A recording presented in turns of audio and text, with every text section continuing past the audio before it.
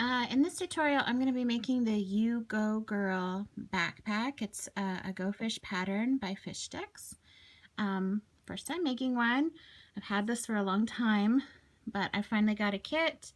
I know I could have gotten yardage, but they had this kit on their Wednesday live show, and I thought it was super cute. The dinosaur print, and you get all of this in your kit. The outer fabric, the inner fabric, you get the elastic that you need, and the magnetic snap. The only thing that you're going to have to provide extra is the fusible interfacing, which I do have. Or if you are buying everything yourself, that is what you will need for this pattern. So it's not very thick, so I don't think it will be that many steps, but let's get going. Alright, so first thing to do is to cut out all your pieces. So I've got, this is the main fabric that's going to go on the outside and the back, and that has been lined with interfacing already. It's best to use a medium weight interfacing instead of a lightweight, just to give it that extra support. And if you have directional fabric, make sure you're cutting the length to go with the direction of your pattern, and then the width, because this is how it will sit. You know, the backpack is tall, and then this is just the width of the backpack. So make sure you cut your directional. So you've got two outside, you've got two pieces for the straps, you've got an exterior and an interior to make the flap of the backpack. You've got two pieces for the liner that are the same size here. And we've got a few smaller pieces down there. So let's get started. Let's get started sewing. So the first thing you're going to put together in the pattern is your straps and your hanging loop. And these are pretty much exactly the same except for one step. So for your straps here, I'll show you opened up here. The first thing you're going to do is you're going to fold in each of the short sides, because you want those raw edges tucked in according to the pattern. And if you don't have a hot ruler, get a hot ruler. The Quilted Cow sells them. They're great. You can use them for measuring, and you can put the iron right over it. So it's really great for pressing. So once both sides are folded in and pressed, then you're just going to fold it in half, and that's going to give you a center line all the way down your strap. And then you're going to open it up, and you're going to take each of these raw edges and fold it in to your center line, and you're going to press that all the way down. And then you're going to go back and fold it in half again and give that a good press all the way down. Okay, so that's how you do your straps. Your hanging loop is the same, except you do not press the short ends in. This is a raw edge and that's a raw edge, because this raw edge and this raw edge are going to be sewn into the bag, so you don't need to fold them in. Okay, so let's sew these. Let's do some stitching on these. So for your hanging loop, you're just going to want to stitch down the open side. I mean, you can stitch the other side as well, but that just sews everything closed. And then for your straps, you're going to want to sew all the way around the perimeter of your strap. So I just started on the short edge, back tacked, and then pivoted all the way, sewed down the long side, pivoted, sewed down the other short side, and back up to the short side and back tacked at the end. So that way my straps are ready to go. So now we're going to take, I think, one of our pieces over here, and we're going to place our hanging loop and one part of the straps on it. Alright, so I grabbed one of the exterior pieces that's going to end up being the back of my bag, and what I did was I took this side, which is like the super long side, and I folded it over to the other long side so raw edges met, and then I gave it a finger press, and this allowed me to know where the center was of this back piece. And so now I've taken my hanging loop, and the center goes right between the two sides, like the centers are right there. So I clipped my hanging loop there, and then I took my straps, and they're just sitting right up against that hanging loop, and I aligned them and I clipped them, and I'm going to take it to the machine, and I am just going to top stitch 1/4 inch all the way down from here all the way through there to basically base those to the back there. Alright, so this is the interior flap, and you didn't have to line it with interfacing. I did. We'll see how that goes. But anyway, I folded it in half and gave it a finger press so I could find the center of this panel. And then I measured up from the bottom according to the pattern, and that's the placement of where my magnetic snap is going to go. And I'm going to be placing this one. So what I'm going to do is just going to put that on, like over my line where it's supposed to go. And I'm just going to press it down. Like, I'm just going to give it a press. And what that does is the ends of the snap is going to indent my fabric. I don't know if you can see it really well, but there's one and there's another one. Alright, and that tells me where I'm going to take my seam ripper and I'm going to go into those indentations and just make a slight rip in there so that the prongs here can go through. So I'm going to do that now. Alright, so there were my indentations, and you can kind of see where I put my seam ripper through very carefully and made the rips. Alright, so now that it's through, I'm going to take one of these guys and I'm going to put that on. And before I put those down, I have a small piece of interfacing. You can use some soft and stable, and I made a few rips. I did the same thing so I could find where to rip through, and that's just going to go over. I need 2 hands, hold on. Alright, so I'm going to take this to the iron later, but that just went over. And then I'm going to use the end of my seam ripper, because that's pretty strong, to fold these ends in. I think I'm going to do them in. You can do them out too, but I think I'm going to do them in. Alright, so now we're going to take the inner and the outer, and I'm going to put them right sides together. And what I'm going to do is I'm going to stitch down the long side, stitch down the bottom, which I think will end up becoming the top. So I'm going to make sure. Yeah. All right, and down the long side. I was thinking about how I want it to look on the outside. If that is the top, I might have to stitch right here for the top and let this be the bottom. So I might have to go here, here, and here, because I want this to lay. I'll have to think about it. Okay, so I think this is going to work because I'm imagining, let's see, this being the bottom here. And then when it's, this is going to be sewn into the bag, and then when it's flipped over, that's going to be right side up. So I want that to be that way. I guess, does that make sense? This part is going to be stitched into the bag. This and this and this are going to be sewn. So when I flip it over and it's hanging like that, then the dinosaur should be hanging the right direction. So right now, my dinosaurs are upside down, but when I get them sewn and I flip it over, so you're looking at it from the front, it should be right side up. Yeah. So I'm going to sew down here, and down here. Alright, when I first started sewing it, I forgot that the seam allowance is not the standard 1/4 of an inch unless the pattern states at a certain specific time. So I had to redo my seam allowance, and I did that all the way around. I clipped my corners so there's less bulk in there, and I'm going to turn it inside out and poke up those corners, and I'm probably going to top stitch down the sides here and there again. Alright, so that is what it looks like, and I think it will work out great. There's the other side I top stitched because that's going to be sewn into the bag, I believe, and then when you flip it over, the dinosaurs will go in the right direction. So, yep. So you had these 2 small pieces. They're called small loops. They're really tiny, and you're going to treat them the same way you did the hanging loop, and they get really tiny. It's a little rough for my fingers to fold these guys, but anyway, and then you have to stitch that open.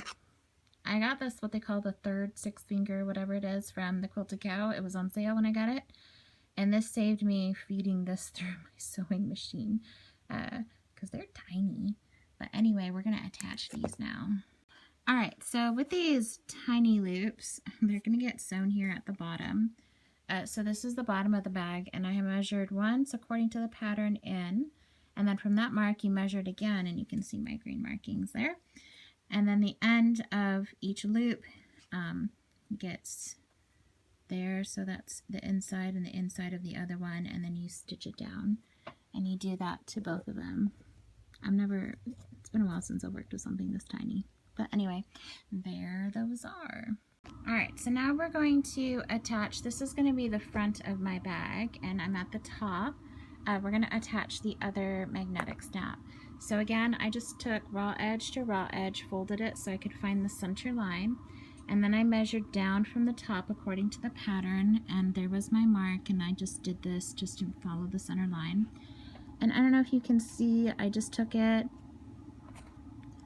I kind of just aligned it where I thought it would center over that line, and I pressed it down so I got the indentation marks there, and that's where I'm going to poke my seam ripper through and make the openings for these prongs to go through.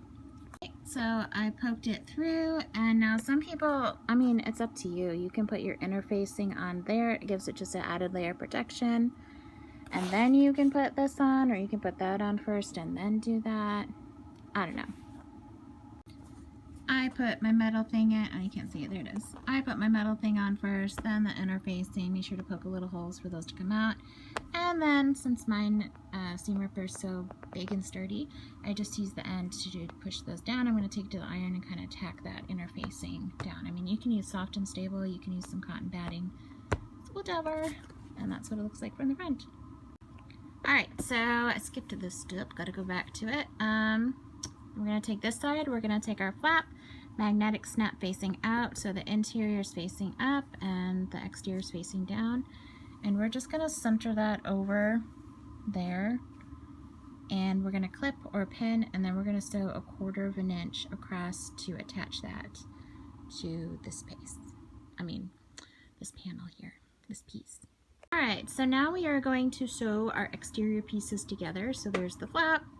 With my straps, the extra length, I've kind of accordion styled them so they don't get into here when I'm sewing and don't flop around too much inside, and just give them a clip. And now I'm going to lay my other exterior piece right sides together. Make sure the top goes to the top. Once everything is aligned, okay, I'm going to sew down the side and down the bottom and down the side, okay, making sure I back tack at the beginning and end. Now you're going to do the same thing with your lining pieces, except if this was your lining, when you sew the long edge and then pivot to your bottom, you're going to leave about a 4-inch opening in the lining of the bottom. So just sew back tack, and you can mark it out if you want, which is what I'll do, because usually then I forget, and sew right through it. And then skip over, back tack, and then finish sewing up your lining pieces. So I'm going to go ahead and do that now to my exterior and my lining pieces. Alright, so once you're done with that, make sure you clip your corners. So here's like a corner clip. This is the bottom of the bag, so there is less bulk in your corners. And I did that to the exterior and the interior. You're going to take the exterior and turn it inside out. And that's what it looks like, those little hanging loops there. And I poked out the corners really good. And you're going to leave your interior right side out like this. You should be looking at the back. So now you're going to take this and open this up and slide that into that, making sure you match up your side seams. Alright, so I nestled those side seams up so that way hopefully it looks really nice when it's sewn together and clipped around. Now this part right here, this is where the flap is, and this underneath is where the straps and stuff are. The recommendation from the pattern is to start sewing on one side of the strap, and as you sew all the way around, remember you're doing 1/2 inch seam allowance, don't do 1/4 of an inch. When you get back to here, you're going to sew right over the line that you sewed, and then you're going to back tack. You really want to reinforce all of these areas, because this is where you're going to pull it when you want your bag closed, and the straps get pulled a lot. So they really want to reinforce this area. And if that's too much, you can sew a little bit, back tack, sew a little bit more, back tack, sew a little bit more, back tack, and then just keep sewing all the way around if that's another option. All right, and then once you have that done, we'll go on to the next step. All right, so now that that stitching's done, you're going to go to that opening you left in the bottom, and you're going to pull everything in right side to the right side. All right, so after you pulled it through and you poked out the corners of your outside and inside, make sure they're really nice. Push that inside layer in, and then you're going to take your straps and your flap, and it's going to go lay like this. And you really want to, you can press this and make sure it's really pressed well, and you can actually line up that liner and inside and give it a press all the way around so it's laying nice and flat. And then near the top, you're going to want to mark out like a 1-inch opening, and I did mine right here, okay? And so starting from this side and measuring from here in, you're going to top stitch about 5/8 of an inch from here down all the way around, making sure you back tack at the beginning and back tack at the end, because this some elastic is going to go in there, so you're making the casing for the elastic. Okay, so I've got my casing done, and I've got my elastic touched up to my bodkin, which is really useful. It doesn't fit through all casing sizes, but like the bigger ones, it's really helpful with pulling elastic through. Or you can just use a safety pin, which I still do every once in a while, if you don't have one, or whatever method you use to put it through. So we have not sewn this opening closed in the bottom for this reason, because you need to go through that opening, and this is the opening that I left open on the back there that I measured out. And what we're gonna do now is let's see how this works. I'm gonna take this and I'm gonna insert it there, and I am going to start, let's see, it's in, so now I'm going to start pulling it through, and hopefully it all goes, there it goes. Okay, so we're in, looks like something's getting stuck in there. And you didn't have to push the opening where I did, that's just where I chose to do it. Something's getting stuck in there. So I'm gonna go back in and see what's going on in that. Oh, I didn't get this quite through. Okay, so it's just this part here that's not quite wanting to, there we go. Just gotta give it a little bit of a push to get in there. And then I'm just gonna pull it all the way through. Okay, so once you pulled it all the way through, you're gonna take your ends here and make sure they're not twisted, and you're gonna overlap them. And you can use a straight stitch, you can use a zigzag stitch, but you're gonna stitch these two ends together to secure them, okay? You can use one stitch here and then come down and stitch here, or just use a zigzag everywhere. Up to you, but you need to connect the two ends with a little bit of overlapping. Alright, so there's mine. Hopefully it's in a focus. It's not pretty, it doesn't have to be pretty, it's going to be hidden.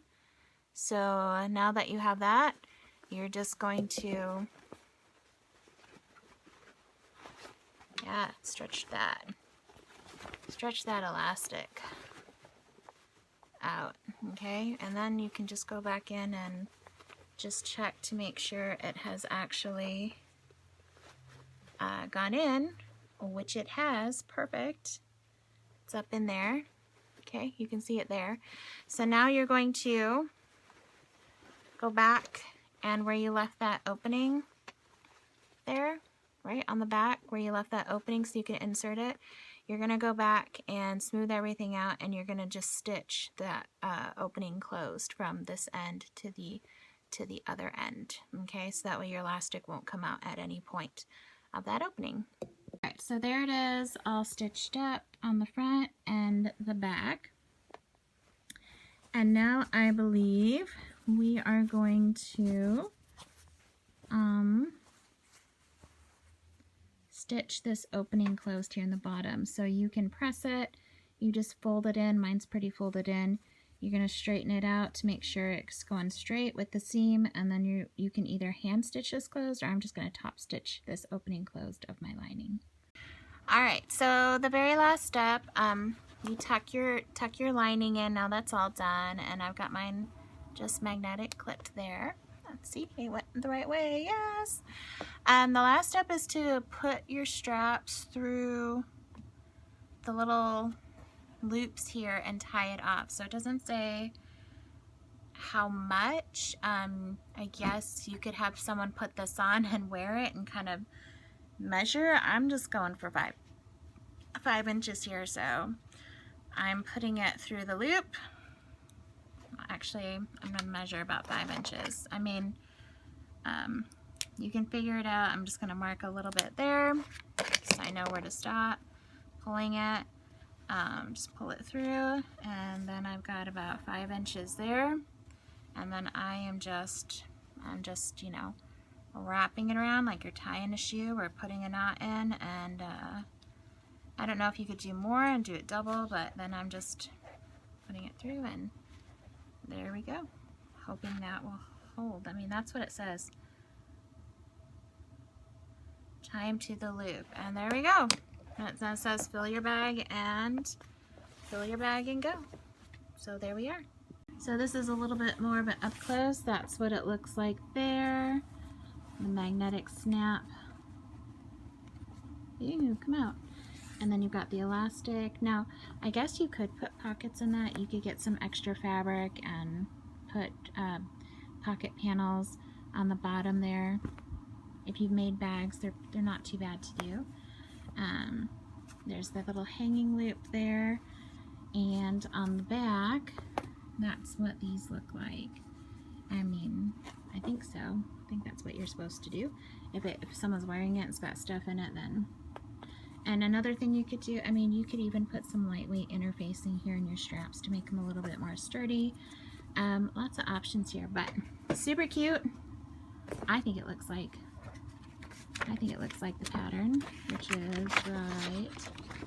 Mine's not full, but there it is. The Go backpack.